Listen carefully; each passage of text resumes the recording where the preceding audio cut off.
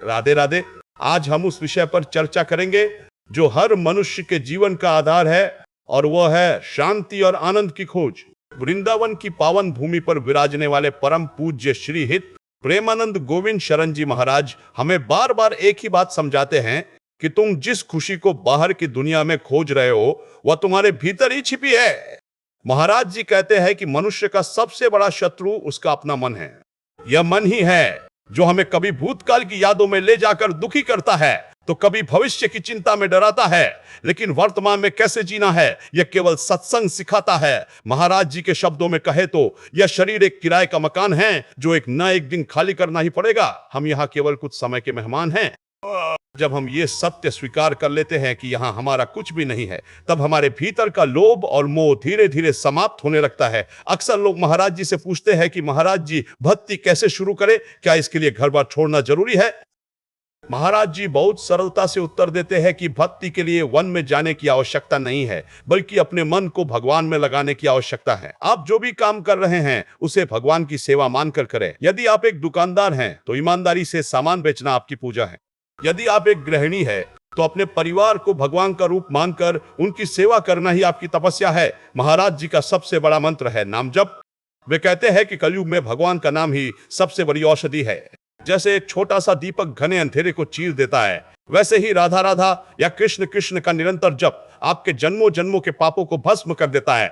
नाम जप में वह शक्ति है जो आपके भाग्य की लकीरों को बदल सकती है। महाराज जी एक बहुत सुंदर बात कहते हैं कि विपत्ति और दुख हमारे दुश्मन नहीं बल्कि मित्र हैं। जब हमारे जीवन में दुख आता है तो वह हमें भगवान के करीब ले जाता है। सुख में तो हम अक्सर भगवान को भूल जाते हैं, लेकिन दुख हमें प्रार्थना करना सिखाता है। वे समझाते हैं कि जैसे सोने को शुद्ध करने के लिए आग में तपाया जाता है, वैसे ही ईश्वर हमें दुखों की आग में तपाकर कुंदन बनाना चाहते हैं। इसलिए जब भी जीवन में कठिन समय आए तो घबराए नहीं, बल्कि यह सोचे कि मेरा प्रभु मेरे पुराने पापों का बोझ हल्का कर रहा है।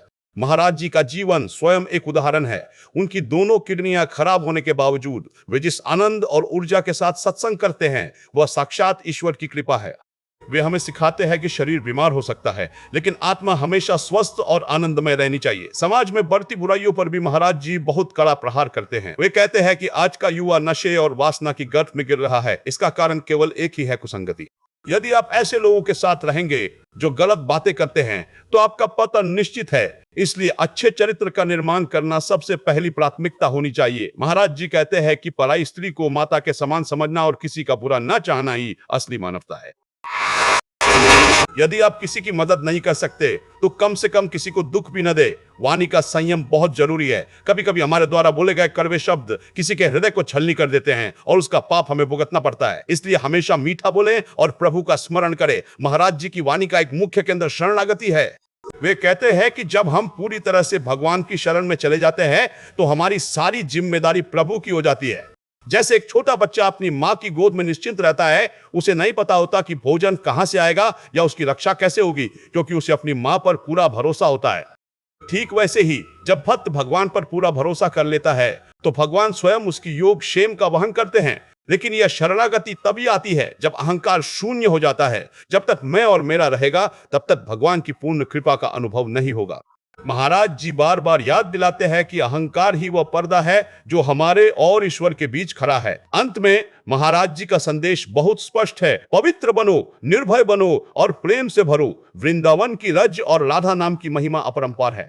यदि आप रोज थोड़ा समय एकांत में बैठकर भगवान का ध्यान करते हैं और महाराज जी के वचनों का चिंतन करते हैं तो धीरे धीरे आपके स्वभाव में परिवर्तन आने लगेगा। क्रोध की जगह करुणा ले लेगी और बेचैनी की जगह शांति आ जाएगी। जीवन बहुत छोटा है, इसे व्यर्थ की बातों और विवादों में न गंवाएं। जितना हो सके नाम जप करे, संतों की सेवा करे और हर जीव में ईश्वर को देखे। यही महाराज जी की वाणी का सार है और यही सुखी जीवन का गुप्त रहस्य है। यदि हम उनके बताए रास्ते पर एक कदम भी बढ़ाते हैं तो प्रभु हमारी ओर 10 कदम बढ़ाएंगे। राधे राधे।